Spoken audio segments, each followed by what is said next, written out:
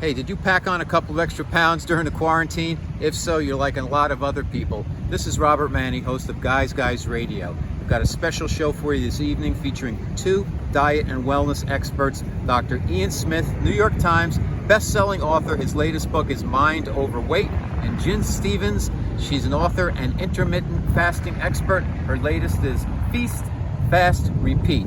It all begins tonight on KCAA Radio here in Southern California at 8 p.m. Pacific Time, 102.3, 106.5 FM, 1050 a.m. The podcast drops worldwide tomorrow. You can also catch Guys Radio now on my YouTube channel, Guys TV. Thanks for your support.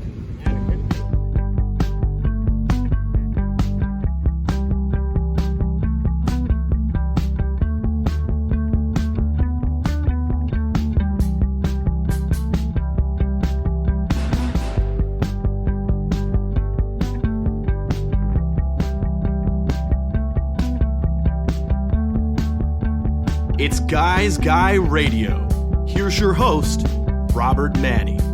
Okay, welcome to Guys Radio. This is your host, Robert Manni, welcoming you to the show where men and women can be at their best and everyone wins. Guys Radio. We're here to inform you and to inspire you, empower you, and help you think, feel, and act, and kind of look past that fence around your backyard to see what else is out there. That's what we're really all about in Guys Radio. Bring you stories and experiences and information from our over 417 shows and all the guests that came with us, probably close to 500 guests, because a lot of our shows, like today, we have 2 guests. So Guys Radio. So, special show today. It's about dieting, and if you've been under quarantine like we all have for the last couple of months, you probably put on a couple of pounds because a lot of nervous eating has gone down over those last few months. And as things open up and summer's coming, people want to shed those pounds. So we've got 2 great guests. Dr. Ian Smith. He's written a book called Mind Over Weight, and he's a real diet expert. He's written like 10 or 12 books on dieting, and they're fantastic. And also we've got Jen Stevens, who's going to talk about a very special diet called Intermittent Fasting that many of you may know, where you eat 6 hours a day and then fast for 18 hours, or you could do it in different days. Some days you eat, some days you don't. But we're going to get into all of that. Dr. Smith is going to help us with the mental aspect of dieting. 33 million Americans are on diets right now, and they're spending billions of dollars. And it's important that people know how to get started in their diet and how to keep the focus on their diet and how to keep at it, because it's very easy to fall off the wagon when you're dieting and just say, you know what, maybe I can have that one chocolate bar, or that one slice of pizza, or maybe a little dish of ice cream because I'm uptight, whatever, but it adds up. And I'm one of these people where I'm on a diet or I'm not. So I eat well, eat healthy, eat organic, but I'm in or I'm not in when it comes to dieting. And I've been doing the intermittent fasting for the past, I'm on my 3rd week now, and it's my 3rd time trying it. And I'll be honest, I have failed in my first 2 attempts. I think it takes longer than 2 weeks, and Jen Stevens will explain that to us. But I'm on the 3rd week. I'm feeling good. I'm eating less. I've lost about 3 pounds only, though. But it takes a while for it to kick in. The good news is I wake up and I'm eating from 1 p.m. to 7 p.m., and I haven't been hungry. So that's good. It took me a couple of days to get through that. But I'm just going to keep going for now and see what happens. So Guys Radio, we're going to talk about diet today, how to get your head wrapped around it, and how to attempt intermittent fasting if that is something you so desire to attempt. Guys Radio, we're going to get after it right now.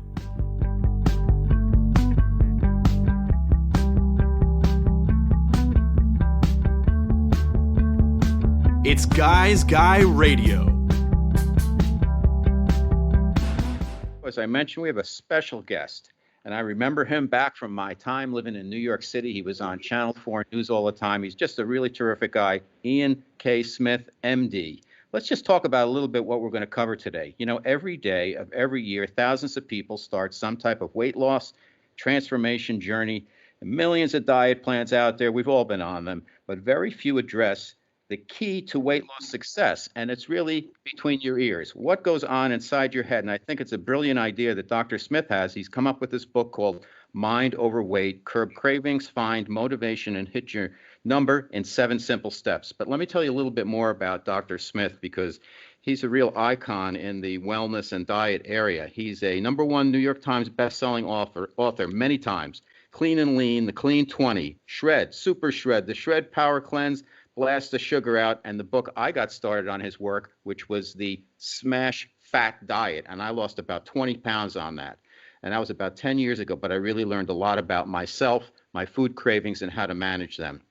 He's also created 2 national health initiatives, the 50 Million Pound Challenge and the Makeover Mile, and he served 2 terms with President Obama's Council on Fitness, Sports, and Nutrition, graduate of Harvard, Columbia, University of Chicago's Pritzker School of Medicine.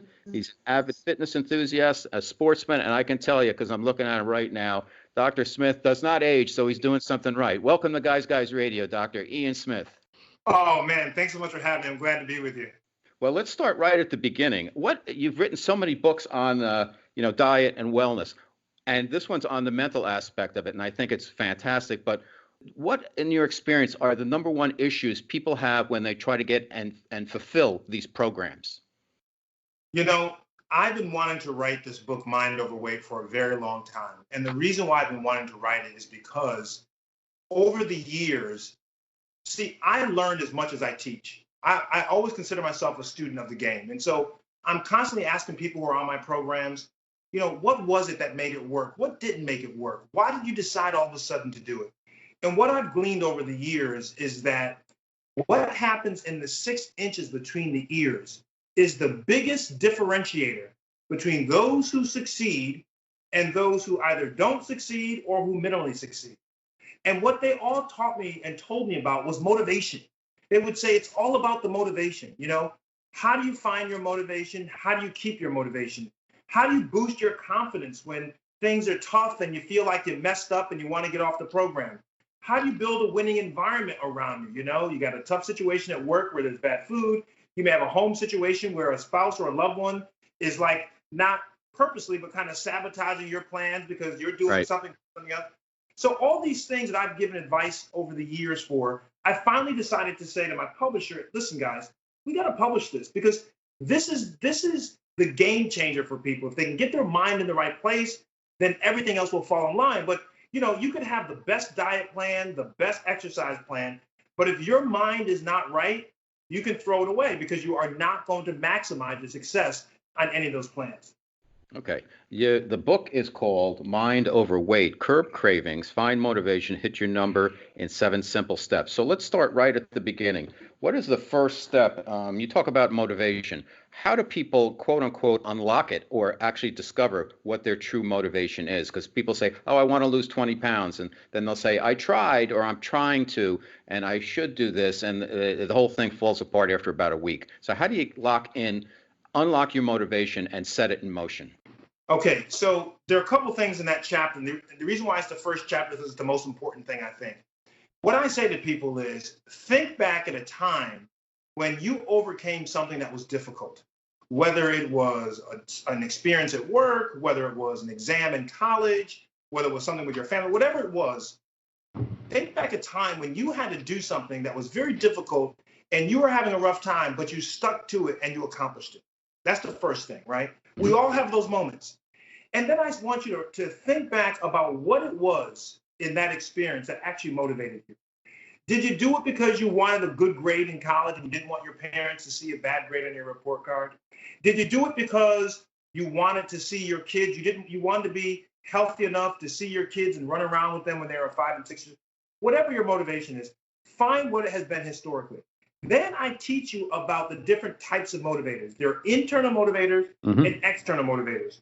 An internal motivator is when something inspires you or motivates you from within. For example, you do something for the pure pleasure of it. For example, I like to read and write thrillers, mysteries, which is true, because I enjoy the process of it. It's just great to me. That's an internal motivator. I'm getting internal satisfaction. Where an external motivator is something like this. I want to lose 15 pounds because in 3 weeks, I'm going to an island on vacation and I want to look good on the beach and I want people to say that I look good. So what we've learned in motivation science is that in order for motivation to be effective, you need a combination of both internal motivators and external motivators. And I help you in the book identify what those may be for you. And once you have your combination, then you are ready to go. Okay, you mentioned something in this chapter, the all important first chapter about the TTM, trans theoretical model, and then being ready. Talk to us a little bit about the steps after that: pre-contemplation, contemplation, preparation, action, maintenance. There's a lot here, and to me, it is the critical chapter in the book because you have to really put some work in to get through this. It's not like tough work. It's work that's self-serving. It's good work for you, but you have to put in a little bit of effort. Talk to us about that, Doctor. Yeah, the trans theoretical model, or TTM, is also called the stages of change model. And my mother-in-law, who's a psychiatrist, really got me hip to this, by the way, because I was talking to her one day in the kitchen about this. And here's the deal.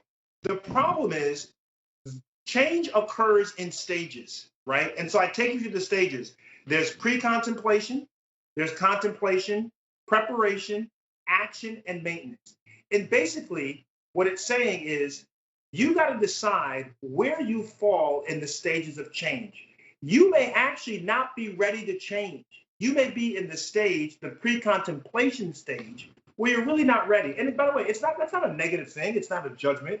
It's just you're not ready. You could have stressors at work or at home. You could have difficulties in life that you don't have the energy or the time to really focus on your weight loss journey. So what I do with this TTM is I let you figure out, and it's the Eureka Scale, by the way, developed by the Rhode Island Change Assessment Scale. What it does is it says to you, answer these questions, you'll get a readiness number, and that will determine, are you really ready to change or are you almost ready to change? And here's one of the things I want to say very quickly, is that so many people fail diet programs, not because they don't try hard, not because their mind and heart aren't in it, it's because they're simply not ready for it. They try to do it at the wrong time. People will say, I'm going to change January 1st because it's the new year. No.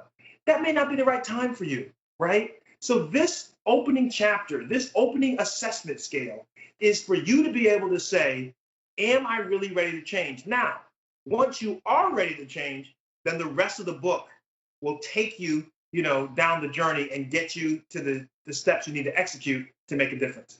Dr. Ian Smith is here with us on Guys Guys Radio. The name of the new book is Mind Over Weight: Curb Cravings, Find Motivation, Hit Your Number in 7 Simple Steps. So the first one is really about unlocking your motivation. And then we talked a little bit about internal and external goal setting. So why don't we move to the all-important setting the right plan for you?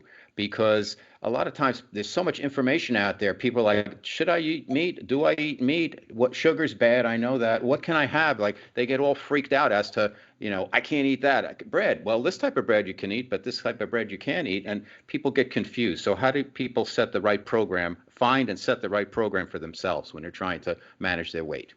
Yes. I structured this book. So it's 7 small chapters. As you can see, the book is very small. It's an easy read. You can read it on a flight from New York to LA. That was my design, by the way. And each chapter is so critical to the overall plan for yourself. So in this case, so many people choose a plan because they heard that someone else did well on a plan, or they read a magazine and see that Beyonce did this, or Hugh Jackman did this for a role. Right. And that may have worked for them, but it doesn't mean it's going to work for you. So this chapter is all about you asking yourself a few but very critical questions about whether or not it's the right plan. So, for example, is this plan affordable? Like, can you actually afford the foods on this plan? Mm-hmm. Are the foods accessible? Are you going to have to go to 5 different grocery stores to be able to get the foods on this plan? Is the plan too extreme? Is it saying you can't have any carbs whatsoever? So, are you going to be able to follow a plan that says you can only eat these restricted foods? And then, is it sustainable? I mean, can you do this plan for the long term, or is it something you're going to do for 2 or 3 weeks? So this chapter is critical because once you answer the questions in this chapter, then you can look at all these different plans that are out there on the shelves that you hear about all the time. And then you can say, nope, that won't work. That won't work. This one checks off the most boxes. Mm-hmm. And now you've set yourself up to have the best chance of succeeding, because now you're choosing a plan that you've already kind of pre-filtered out. You already kind of had the prerequisites for you. You've already done that now. And so now it's about getting into the plan and doing it. But let me tell you, the mistake people make is they read a headline in the newspaper or some TV show and they just go get it. And hey, sometimes it might work, but a lot of times it doesn't. Yeah, that's so true. Great advice in terms of getting ready. So once somebody picks the right plan for them and they go through their qualification process in a mindful way, that they're going to get faced with after a couple of days or at least the first week or so, those cravings, whether it be sugar is a big one, of course, and meat could be for some people. But what are the cravings that most people have, and how do you, as you say in the book, crush the cravings? Because it's tough with sugar. I just one last, sugar. Our body's made up of 90% microbes and then 10% us. So the microbes are a lot of times saying, "We want the sugar, buddy," and we have to overcome that. I don't think a lot of people understand that 90% of our bodies, and correct me if I'm wrong here, are really not us. There are microbes that have their own lives that are inside of us.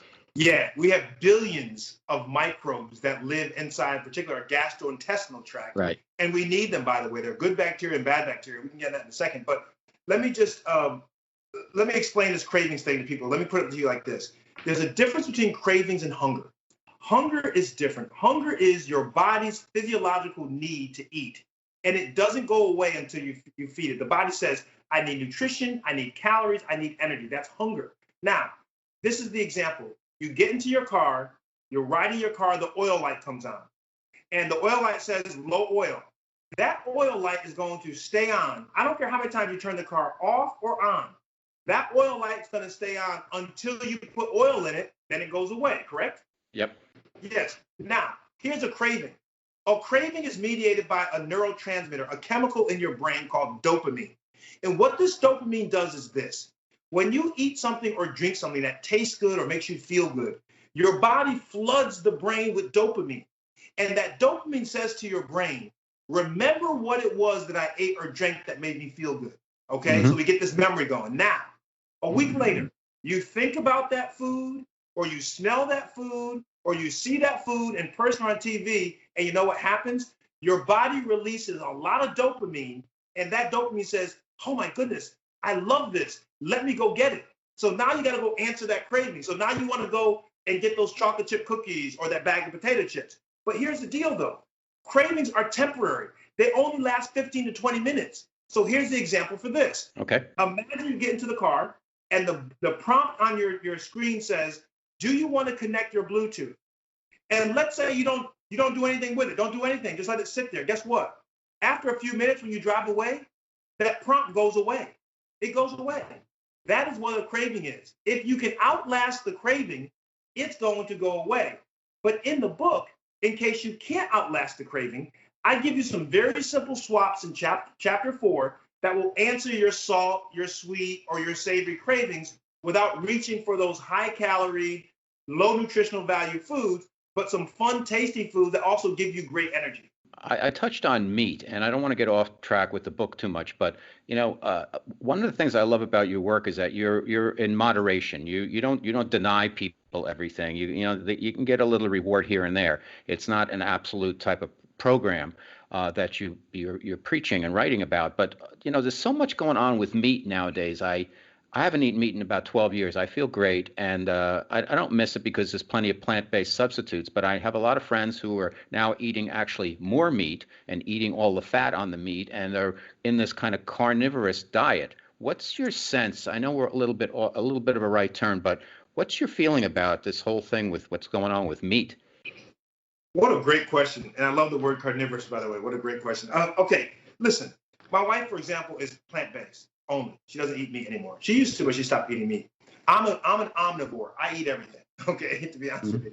Now, here's the key. The key is what type of meat are you eating, right? So, you want to stay away from meats that have antibiotics, that have hormones, in which the beef was raised in a very like the factory type thing. Yes, unhealthy kind of way. You want it to be free range. That means out in the grass or the pasture. That's critical. So these days, the beauty these days is that now we have all that information. So if you're going to buy beef, you want to make sure it's antibiotic free, it's hormone free, It's pasture raised, not raised in cages, right? So this is the key. Now, there are great things about meat. Great protein in meat, vitamin B12 in meat. So meat, iron. So meat isn't awful, but the types of meat we have traditionally eaten and the way we prepare the meat, that is what starts giving us problems, right? Yeah. Yep. So for me, I say, if you want to eat meat, now I eat meat, but I eat meat maybe a couple times a week. I love seafood. Fish is great. I love salmon. So it really is about, like you said, moderation. It's about the diversity of your diet. Now, listen, on my Instagram page, I put up a 2-week free shelter-in-place meal plan that has everything. So go to my Instagram page. It's at Dr. Ian Smith, spell the doctor out, I-A-N Smith. And I put some exercises, 3-minute at-home exercise that people can do very easily with no machine, no equipment.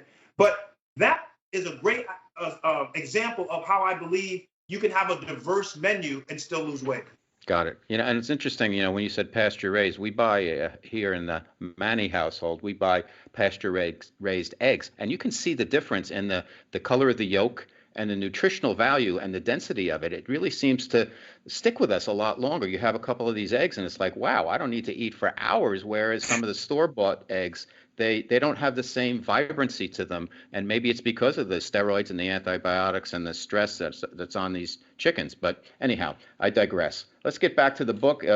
Mind Over Weight, Curb Your Cravings, Find Motivation, Hit Your Number in 7 Simple Steps. Dr. Ian K. Smith, MD, is our special guest on Guys Radio. I think we're up to confidence now. You want to be able to give yourself some type of psychic rewards when you go through any type of diet program. And you have some advice on this in chapter 5 of the book. Yes. So chapter 5 really is about how do you boost your confidence. What's really cool about this chapter, I love about this chapter, is the beginning of it. So in the beginning, there's a little self-assessment called the Rosenberg assessment. It's a self-esteem scale. And what happens is you answer a few questions, page 132 to 133, not many questions, but you answer these questions, 10 questions, and then you get a score. And with this score, you then determine what your level of confidence is. And it's interesting. Some people who I have thought all my life were very confident actually took this as a self-esteem scale, and they said to me, wow, I actually have some self-esteem issues I didn't know about. So it really is very, if you're honest with the answer, it really can be very revealing for you, right? So once you do that, then I talk about some, and I'll just give a couple, some signs that you may lack confidence. You're overly defensive. You are unable to enjoy the present because you fear the future. You don't take compliments well. You're always seeking external validation. So there's a whole list of things for you to look at. And then I transition into how do you build your confidence? Visualizing who you want to be. Silence the opinions of others. Have realistic expectations. Acknowledge your own success sometimes. It's okay. Attack your fears. Find support. Focus on your strengths. So it really, and by the way, one thing I can't emphasize this enough, it's not a heavy read. It's really simple stuff. I want this to be very accessible to people, but this chapter is all about you evaluating where you are in your self-esteem, finding some of the chinks in the armor, some of the weaknesses, and then taking some of the steps to bolster your confidence, because that's what you need to win. And one of the nice things about the book and what you're professing is that a lot of these things, I think, transcend just diet. They're into living your best life, and I give you big congrats on that, Doctor. 2 more chapters here. We've got building a winning environment, and I think that's true with anything where you want to have people who are kind of at least not going to work against you when you're going through a new program, whether it's a job or a diet, whatever. And then also, the most important thing, I think, is that you mentioned fixing your relationship with food. So could you touch on those 2 chapters? Yes. First of all, what you said is absolutely correct. Even though this book is written mind over weight and we're talking about weight loss, it's about life. Yep. All these suggestions and this advice makes you successful in life overall. Listen, building a win environment is very simple. Who do you surround yourself with? What do you surround yourself with? Are you around positivity or negativity? Are you around people who support you or people who are trying to distract and tear you down? Are you making sure that you are giving your best chance, your best opportunity to succeed, right? There's so many things that we actually have control over, and we don't take advantage of that. Now, some things we don't have control over, but this chapter is about the things you have control over, and how do you build a nurturing, supportive environment so that you win. Then the last chapter is about fixing your relationship to food. You said it yourself. You said that you now think differently about food after doing my fat smash diet, right? So now the question is, how do you see food? Is food a friend? Is it a medication? Do you eat it when you're stressed? Or do you respect that food is about sustenance? Food is your fuel. Food is what is going to make you look better and feel better and live longer. Or are you someone where food is always a celebration? You know, something great happens, I go to food. Something bad happens, I go to food. You know, how do you treat food? So in that chapter, the last chapter, I really want you to have a better understanding of how powerful food can be for us. And by the way, I'm not saying you can't have fun with food. I never say that. I still want you to have fun, but I want you to have it in context and understand that when you sit down sometimes, you got to think about your car. When you pull up to the gas station because you're low on fuel, you want to put the best fuel in your tank so your car can run well and the engine runs well and you get some distance. Same thing with food in your body. You got to put the best fuel in your body so you can do the same thing. Great answer. The book, once again, Mind Over Weight, Dr. Ian K. Smith, and I love the way the book ends, which is Mind Over Weight, Top 10 Thoughts to Live By. I'll just throw out number one, that we should all be mindful of. Every day is a chance to hit the reset button. So it ain't over till it's over, and it may not even be over then. So just keep plugging away, and you'll get to where you're going. Dr. Smith, any final thoughts to share with our audience in terms of just overall how to get onto one of these programs and really make sure you do it right? I'm sure after you wrote the book, you said, hey, you know what? This is really a key behind it, because when you create, you learn while you're creating, right? Yeah, I want to say to people, remember, big changes occur in incremental changes. So it's the addition of small changes that give you the big results. Don't try to do too much too fast, make all these major changes, because it's too upsetting to you and to your system. But if you can build on these small changes, you will see results over a week and 2 weeks and 3 weeks. Remember, this is not a sprint, it's a marathon. Once again, go to my Instagram page at Dr. Ian Smith, spell the doctor out, Ian Smith. Look for the check mark, by the way. Don't go to the fake account. But really, take advantage of all that free content I'm trying to give you guys. Exercise at home, 2-week meal plan at home, and you can make a difference in your life. Awesome. So you mentioned an Instagram account. Where else can people find out more about you, Dr. Smith, and your work? My Twitter is Dr. Ian Smith, Dr. Ian Smith. And my website is driansmith.com. Spell the doctor out.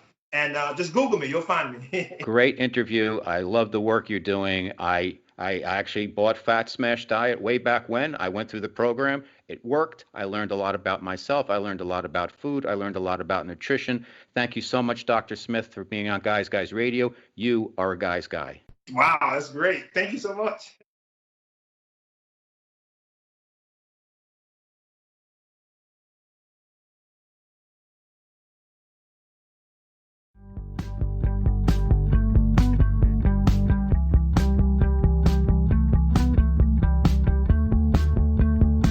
It's Guys Guy Radio. Your host, Robert Manni. As I mentioned, I have a very special guest today. Her name is Jen Stevens, and she's written this book about a topic that's kind of near and dear to my heart, and that is about wellness and fitness and diet, and it's about intermittent fasting. And I am a failed intermittent faster, so maybe Jen can help us and help all you out there who've considered this. The name of the book is called Fast, Feast, Repeat, the Comprehensive Guide to Delay, Don't Deny Intermittent Fasting. Coming out soon. Jen Stevens, let me tell you a little bit about Jen. She lost over 80 pounds by fully embracing the intermittent fasting, the IF lifestyle. Since 2014, she's written the best-selling book, Delay, Don't Deny, launched an IF intermittent fasting website on 4 online support groups, self-published 4 books, and created 2 top-ranked podcasts. Intermittent Fasting Stories and Intermittent Fasting Podcast. Welcome to Guys Guys Radio. Jen Stevens, so glad you're here. Well, hey, I'm so glad to be here with you, and thank you for having me. So I am so interested in what you said about being a failed intermittent faster. You know, I have to to explore that with you. All right, so let's start there. So Okay. I've always stayed in shape since being a teen. And whenever I find myself falling out a little bit, I'll look at my fitness routine and also my diet. And I like to eat. And I'm Italian, and I like to eat what I want to eat when I want to eat. And I know some things aren't that good for me. So I've tried every single type of diet out there. And then I developed my own. So I did fail with intermittent fasting. What I tried was you can eat for like 6 hours, the way I did it, the way I learned, which is a couple of years ago, and I tried it 3 separate occasions. Okay. And I would love to learn about how to do it correctly, because maybe I was doing it wrong. But what I did was I would take the 18 hours off, and then I would eat from between noon and 6 p.m. and I basically ate what I wanted, and I didn't lose any weight. Right. And I didn't feel great, and I was very frustrating. So I did it for a week, and then no results. And then I waited a couple of weeks. I did it again, no results. It had to be something I was doing wrong, because I know so many people who swear by it. So tell us about your experience, and then maybe you can get into a little bit of my experience, but this should be all about you and how to do this successfully, not about my failures. Yeah, I have several really large Facebook support groups with over 350,000 combined members. So, when we have people who have problems with their fasting, the very first thing I would ask you, what were you drinking during the fast? During the period of the day when you were in the fasted state?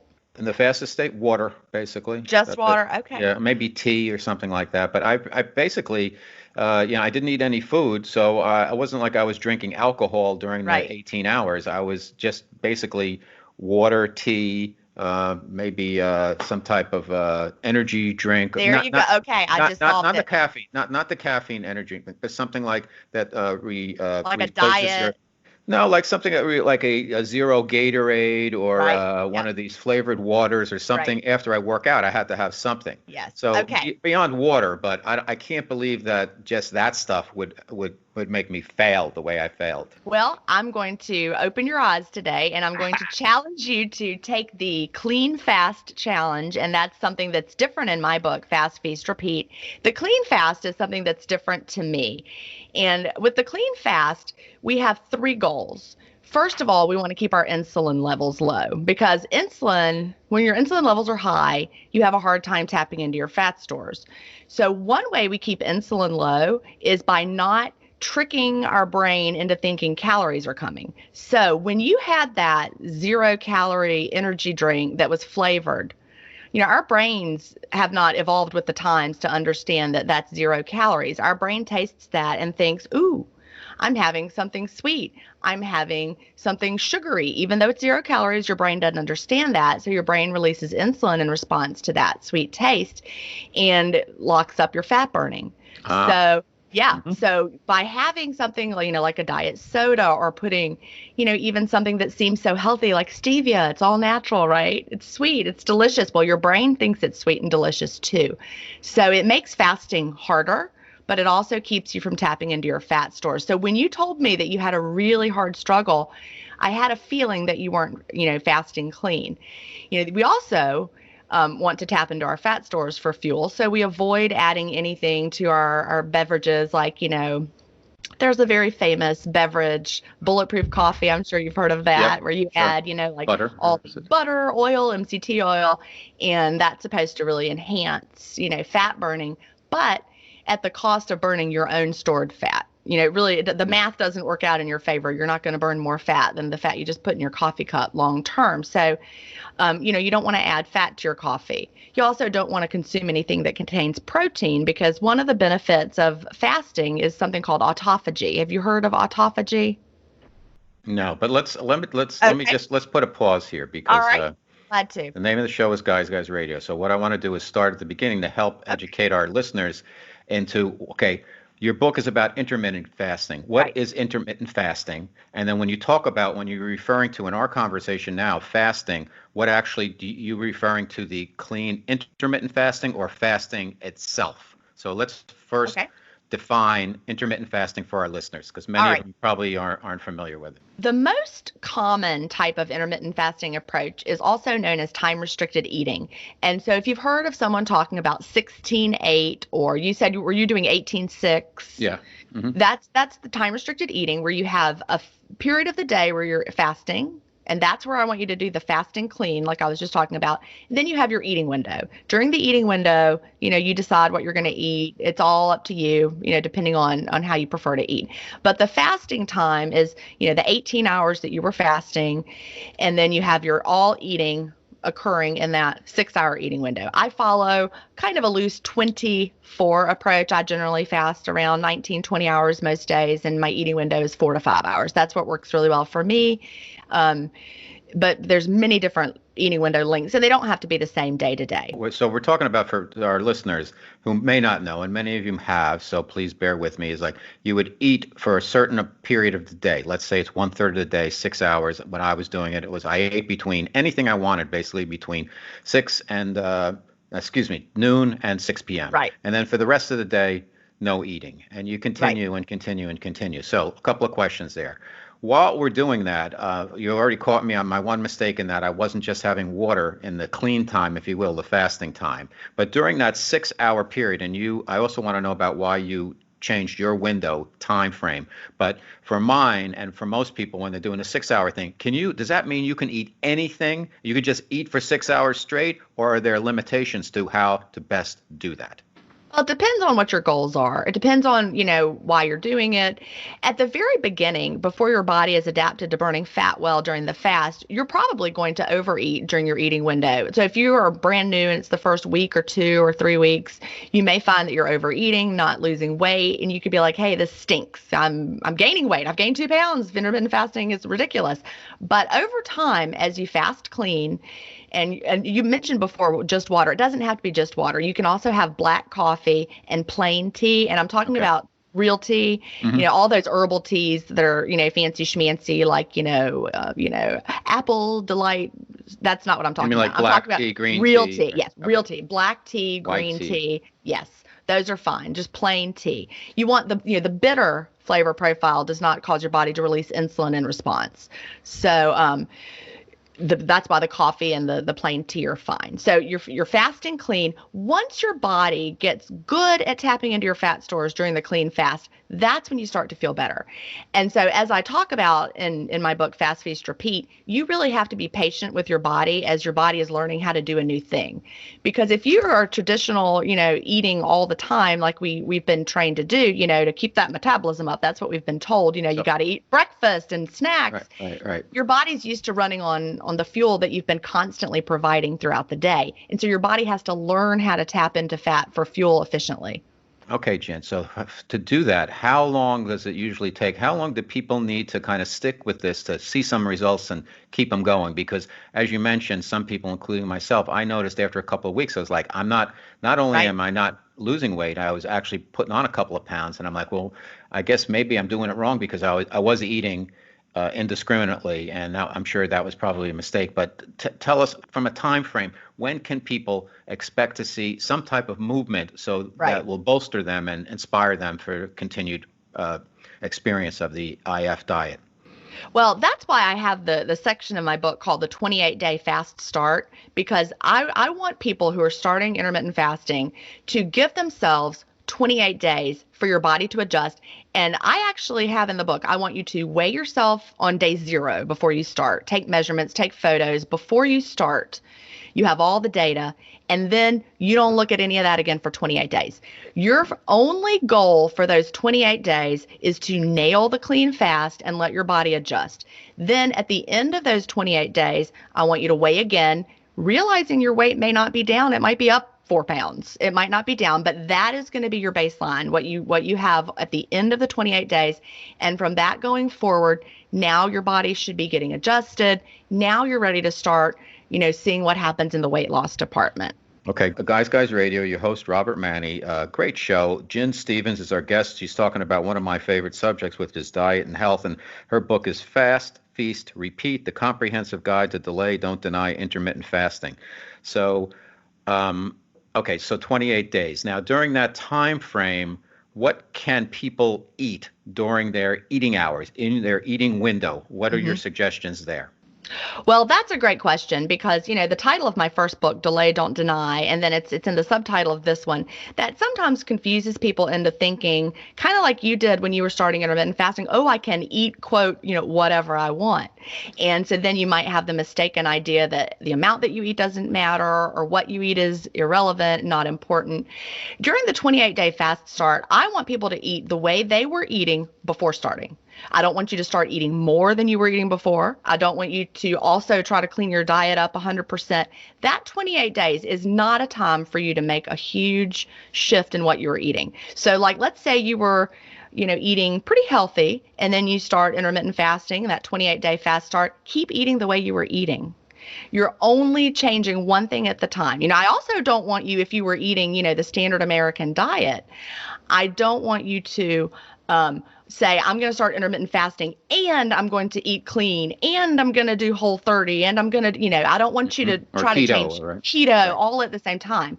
You may find that over time you gradually want to start making changes with your foods, but one thing at a time. Nail the clean fast, let your body adjust. Don't make, dramatic changes to what you're eating at first. Either direction. Don't try to clean it all up, but don't go the other way either. Like if you had been eating keto, I don't want you to suddenly add back in, fast food drive-through.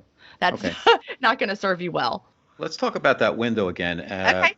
So for instance, mine was noon to 6 because I figured, well, I can probably bypass the breakfast because we probably eat too much then anyhow. I can still do the workouts in the morning. Right. I don't want to be eating later in the evening. So I thought that was a good window. Factoring all of those things in for an active person, what's a good time frame for your window? Well, it really depends. When you're starting off, I think what you're saying, skipping the breakfast, pushing your window back, opening your window at lunchtime, having maybe lunch and then a little something later, dinner, that's a great way to start. Some people even start with an 8-hour window instead of a 6-hour window. Then over time, you can start to gradually say, oh, I feel better if I wait till 2 to open my window. Or maybe you're somebody that likes to open your window at 10 and have brunch. It's really very customizable. There is no best window timing, and that's what's so important. But you do find over time that your body lets you know. You figure it out. Like for me, I open my window, we're recording this. It's, late afternoon, East Coast time. I haven't opened my window yet. I'll probably open my window today around 4:30, 5 o'clock. So you keep it flexible then. So you can adjust your window. You can turn the dial on it. I like that. That's good information. It's so how flexible. about some of the, sugar? Now, sugar is bad, in my opinion, from everything I've read, and I notice it's a real trigger for a lot of disease and for just bad stuff for the body. And even our energy, it goes up, it spikes, whatever. A lot of problems with sugar, and carbs can turn into sugars, and there's problems with there. And it seems like everything has hidden sugars in it under different names and stuff. How do we, and part of your process, the fast, feast, repeat, factor in and work with and manage and dominate sugar? Right. Well, in the feast section of the book, I talk about choosing foods that work well for your body. One thing that's important is that we're all different when it comes to what foods work well for us. Like, for example, we all have a friend who did great on a certain diet, like maybe keto. I'll just use that as an example. Your friend did great on it, but you tried it and you felt awful. There are biological reasons as to why we're different. We have different gut microbiomes. Our genetics are different. There is no universal one way to eat that's going to suit every body. And the science is telling us that more and more. The more research we have, the more we realize that. So when you're really tuning into what makes you feel great, I've realized, for just like you talked about sugar, I don't say no one should ever have sugar ever again, but I rarely have a lot of sugar because I have learned that it gives me restless legs. So I don't choose to have a lot of it because I don't like the way it makes me feel, and I've learned that I like to feel good. So that's the empowering part of what we're doing now. I don't want people to, there's a whole chapter about getting rid of diet brain, the whole idea of good and bad for foods. It's not the foods that have the magic, it's you. You have the power to figure out what makes you feel good. And, if you told me that, this food doesn't work for you, it's okay if it works well for me, like potatoes. There are a lot of people that don't do well eating potatoes. I do great eating potatoes. They work really well for my body. I believe people who say they don't, whereas, I know what works really well for me. Okay. And they feed my gut microbiome really well. How about what's your point of view on this whole carnivore thing? the lioness diet and all of that, where people are, they're eating meat and that's it. Yeah. And they go through a period, from what I understand is, I haven't eaten meat in 12 years myself, but I'm not going to judge people. But Right. I think it's crazy just to eat meat. I think short term you might feel great, but long term, I can't see that eating meat is the answer. It's just from everything I've read. But people are touting this and saying, okay, you go through a couple of weeks and you're having projectile diarrhea, and then after that you feel great and you're getting all ripped. What's your thoughts on this whole carnivore movement? Well, I have to say, just like I said before, you learn to listen to your body and figure out what works well for you. I know I would not feel well eating all meat, but I also believe the people who say that they do. So, you have the power in your hands to decide what works for you. I actually feel better when I have some meat, but not a lot. I went through a period of time, I was experimenting recently. I was like, what if I do just go completely vegetarian? And I started to miss meat. And so I added it back in. I gave myself some time, and it just, I'm listening to my body and how I feel my best. And I think that's just what's so very important. Let's talk about the book a little bit more. Okay. It's broken into, it's a very quick read, and I'm saying that in a good way. It's not a throwaway book. It's meaty, if you will, no pun intended, but it's got 3 solid sections. It's got Right. exercises you can do. It puts you on a really good plan that's reasonable and makes you feel good about it. And I give you a lot of credit. It's a very good book. So the 3 parts of the book are fast, feast, repeat. Why don't you Right. get into a little bit about that, so our listeners who are going to consider buying your book know what to expect? All right. Well, in the first section of the book, Fast, I teach all the readers about why. Why do we do intermittent fasting? What's special about it? What are the health benefits? I like to call it the health plan with the side effect of weight loss. And there's so much good science. In fact, the New England Journal of Medicine just had a fabulous review article on intermittent fasting, December 26th. It really is a very healthy way to live your life, not just, for weight loss, but for so many different things. I mentioned autophagy earlier briefly. The Nobel Prize in Medicine was awarded for autophagy research in 2016, and it's basically our cellular cleaning system, and it happens when we're in the fasted state. So when you fast, your body is not caught up in all the digestion and doing all of that work, but instead your body's doing the cleanup behind the scenes. Mm-hmm. So I think of it as like recycling and upcycling and taking out the trash, if you will. And then the second part of my book, the feast section, it talks about how we're all different, but also how to think about food differently. I talk about, what foods are going to satisfy you the best. And I talk about the problem with ultra processed foods, the foods that you get through the drive-through window or that come in boxes and bags. Those are the ultra processed foods. And they actually interfere with our body's natural satiety signals. So you don't get the I'm full message and you just eat more and you reach for another bag.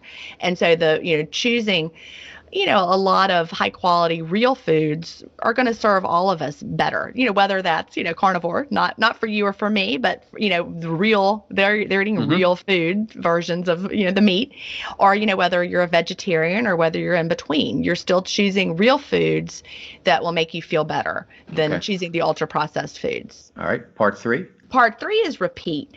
And in part 3, I talk about a lot of different things, from tracking your progress, what to expect, how to get through plateaus, but also the very important mindset piece, because that's really important. If you start any plan, whether it's intermittent fasting or anything, with the idea, well, I'm going to try it, but it probably won't work. So, the mindset is so important. There's a lot of solid research there, and I talk about it in those chapters. A couple more questions. Okay.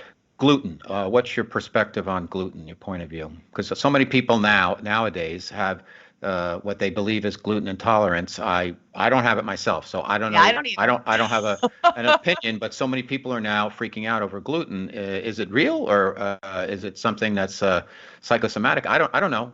I take people at their word. We have very complicated gut microbiomes, and you've got trillions of little fellows living down there in that part of the body, and they react to what you eat. And so people who have trouble with gluten, it's what's happening when those foods get to their gut. And so I actually do believe that people can heal their gut microbiomes over time. So maybe if someone has trouble with it now, that doesn't mean they're going to have trouble with it forever. Of course, I'm not talking about people who have celiac disease. That's completely different. They have to avoid it for that's settled science. But someone who, if gluten bothers you, it's probably something, and you're not celiac, obviously, then there's probably something going on in your gut microbiome. So there are definitely ways to heal that. By the way, fasting is a very great way of resting the gut, and it really encourages a healthy gut microbiome. For people who are listening and say, well, who is Jen Stevens? Why is she an Yeah. expert on this? Just give us a little bit about your background. Well, I'm not a medical professional, and I want to get that out there. I actually, I'm someone who's walked the walk and talked the talk. I lost over 80 pounds. I was obese. And, now I'm 50 and I'm in the best shape I've ever been in. And it's from intermittent fasting. And so I'm a teacher. I have a bachelor's degree in elementary education. I have a master's degree in science education. It's an interdisciplinary Master of Arts in Natural Sciences. And I have a doctorate in gifted education. So I was a teacher, but then I started, a very small Facebook support group just to help me and my friends who were fasting. This was back in 2015, and it's grown. And so when I wrote my first book in 2016, it was really for me to teach the world. I'm a teacher, like I said. I wanted to teach the world the concepts of intermittent fasting in a way that people would understand. I wanted it to be understandable, relatable, and for you to see, hey, this regular girl did it. Here's the science. I'm a smart person. I can understand that, but here's the science, but in a way that you can understand. Well, you're doing it the guy's way, so thank you. All right, Jen Stevens, the book is Fast, Feast, Repeat, the comprehensive guide to delay, don't deny, intermittent fasting. You've been fantastic. What I want to do, Jen, I want to get back on the horse, try it again, and then have you come back on the show, and I'll report to you as to what happened, and I'll put the onus on me. So let's put that on the shelf, and I'll make sure I do that. It's up to me. And then in the interim, could you please tell our listeners where they can find out more about you and where they can get your book? All right. Well, if you go to jenstevens.com, that's Gin for the gin, like gin and tonic, Stevens with a PH, jenstevens.com, you can find links there to my Facebook community. You can find links to my podcasts. You can also find places that you can order my books. Great. Well, thanks so much, Jen. It was a real pleasure having you on Guys Radio. You're a guy's guy, even though you're Jen Stevens. Thank you. Thank you.